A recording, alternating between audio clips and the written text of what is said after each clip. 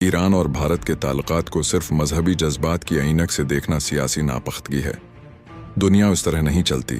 रियासतें, अकीदों, नारों और सोशल मीडिया के जज्बात पर नहीं बल्कि मफादात, तिजारत, जोग्राफिये और ताकत के तवाज़ुन पर फैसले करती हैं। इराक़ची का दौरा भारत भी कोई गैर मामूली वाक़या नहीं। ईरान कई दहाइयों से भारत के साथ इक़्तिसादी और सफ़ारती ताल्लुकात रखता आया है। चाहबहार बंदरगाह, तवानाई, इलाकाई तिजारत और वस्ती एशिया तक रसाई, ये सब दोनों ममालिक के मुश्तरका मफादात का हिस्सा हैं। इसी तरह भारत भी ईरान को सिर्फ एक दोस्त नहीं बल्कि एक अहम स्ट्रेटेजिक रूट के तौर पर देखता है।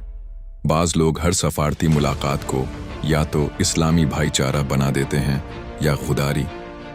हालांकि हकीकत यह है कि ईरान बीक वक्त चीन के साथ भी ताल्लुकात रखता है, रूस के साथ भी, अरब ममालिक के साथ भी ताल्लुकात बेहतर करना चाह रहा, और जहां मुमकिन हो मगरिब के साथ भी रास्ते निकालने की कोशिश करेगा।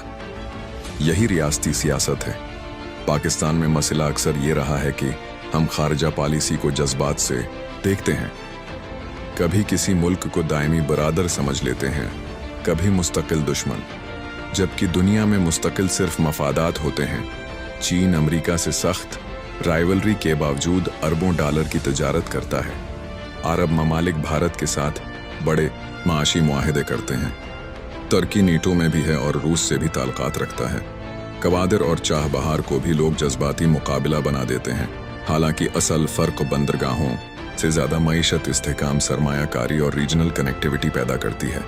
सिर्फ जोग्राफिया काफ़ी नहीं होता, वजन और पॉलिसी भी चाहिए होती है। दुनिया अब नारों से नहीं चलती।